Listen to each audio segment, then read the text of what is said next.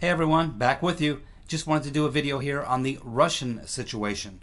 Boy, this is a complex one and I could do a couple hour-long video, but I'm just going to give it to you in a very short video. Something a little bit outside the mainstream of what a lot of people are talking about. Obviously, a lot of people are talking about we're face down with Russia in a possible World War III situation. This type of fear-mongering, particularly by Alex Jones, who I like Alex, I think he's well-intended, but he's a showman, and he's a businessman, and he's over the top in a lot of ways. I generally like Alex. I don't think he's COINTELPRO. I don't think he's working for the government. I don't think he's some plant. I don't believe any of that. I mean, I think Alex is who he is. He's exactly who he is. But he jumps on things sometimes, I think, too quickly.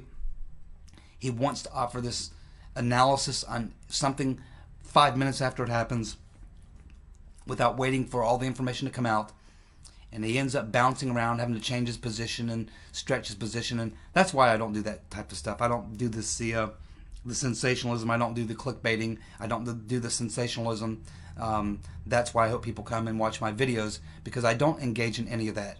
I'm not in the warmongering, fear-mongering. Look, if I think there's nuclear wars a real threat to us, in this case with Russia or China or whoever, I'll come out and say that. But I'm not going to do it just to get clicks.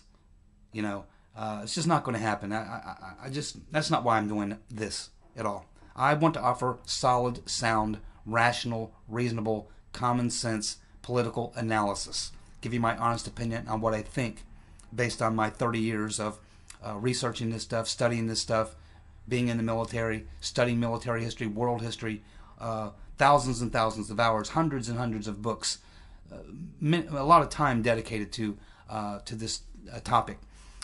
So let me tell you what I think is really going on with Russia. Number one, we are not in a World War III situation with Russia. Let's take a look at what's going on. During the campaign, Donald Trump talked about having good relations with Russia, working together to beat the terrorists, working on things that we could work together of mutual interest. Stop demonizing Russia. Stop calling them the enemy. The Cold War is over. This is kind of the what we got from Trump during the campaign. But what has been happening is we can see that as a result of that, the deep state, the Democrats, the liberal media have used that as a wedge issue to try to create, which they have created, this false narrative that based on all that Trump is somehow colluding with Putin to launch some diabolical plot for world domination or something. Who knows? At the same time, Vladimir Putin is taking hits in Russia from his political enemies for this cozying up with Donald Trump. He's getting the same thing in Russia. It's not reported on the news here in the United States, but Putin is also getting political pressure from the Atlanticist, the New World Order crowd, the globalist in Russia. They are also using this as a wedge issue against Putin. And what this has done, this has kept Putin and Trump from being able to get together and actually pursue a better relationship, working together, cooperating on on things such as defeating ISIS, Al-Qaeda in Syria, and all these other things. Yes, there are interests where we come into conflict. Obviously, everyone knows about the North Stream, South Stream pipeline. I did a video on that, and yeah, that is an issue. But it's one that can be resolved without military conflict. There's enough to go around for everybody. You do have to allow Russia to have a market, a place to export the oil and gas. I think Donald Trump understands that. He's not out to bury the Russians. A Russia that experiences an economic collapse is not a good thing, or a political crisis is not a good thing, because what you get with if Putin goes away, we don't know. Maybe an Atlanticist, a globalist, and what do they want? You see, Putin and Trump, these are smart guys, everybody. You know, you got to quit sitting back thinking that Putin's some sort of unhinged crazy man with nukes, and that Trump is a reality star TV show guy who now's got his finger on the nuclear button. I mean, this is just crazy talk, okay? These are both very smart guys. Neither of them want nuclear war. Neither of them want confrontation. They both understand that it's much more to gain for both countries if they have a working relationship. No, they're not going to agree on everything. Yes, there will be areas where they will come into disagreement. But these are not unhinged, crazy men. These are very smart, very capable men who are going to act in the best interest of their countries. They're going to defend their interest. They're going to work through their problems. And they are not going to bring the world to the brink of nuclear war. There's nothing to gain for either of them. And no one wins in a nuclear confrontation. So all this Russia bashing and all this Trump bashing and all this, stuff that's going on the internet with the people who love clickbait and are trying to scare you into thinking we're looking at World War III with the Russians. Bullshit. Bullshit. Let me tell you what I think is really going on. Because Trump and Putin both know they're both taking heat because of this alleged collusion they have between them. Both of them are taking the heat in their own countries from their adversaries politically. They've been prevented from getting together and working together because it only would play into this false narrative, which has been fairly effective. I think that both Putin and Trump understand their position. They've been handcuffed, and it's probably frustrating the hell out of them. So let me offer you what I think is something we may want to consider. Not saying this is exactly what is happening, but consider this for just a moment. What if Putin and Trump are running a big old game on us? What if they're running a game on us? What if Putin and Trump have some individuals representing each of them through some back channel who are getting together and talking, and they've worked out a plan which is basically, look, we want to work together. We want to deal with the situation in Syria. We want to end the hostilities. We want to move forward in a partnership that works for both of us and respects both of our interests. But we can't because we've been put into this political box by our political adversaries. So what do we need to do to solve this problem? Well, how about if we create what appears to be a situation where we're at loggerheads with one another, where we're at odds with one another, where we're fighting one another, where our relations are in a very bad way. This would prove to people that on Putin's side that he's not a Trump agent, and on Trump's side that he's not a Putin agent, and that they're not in collusion because they're at loggerheads with one another. They're having problems. Now, what if this entire thing is a show that's being put on by Putin and Trump to get these people off their backs? To get these people off their backs. And once they get these people off their backs, they can use this crisis, which is phony, a crisis which is a show that they're putting on for us, to make it look like they have this big problem which is nearing the point of possible escalation into war, and then all of a sudden they get together and they reach some diplomatic settlement between them, and it ends up being turned into a foreign policy success for each of them because they work out the problem and then they can move forward.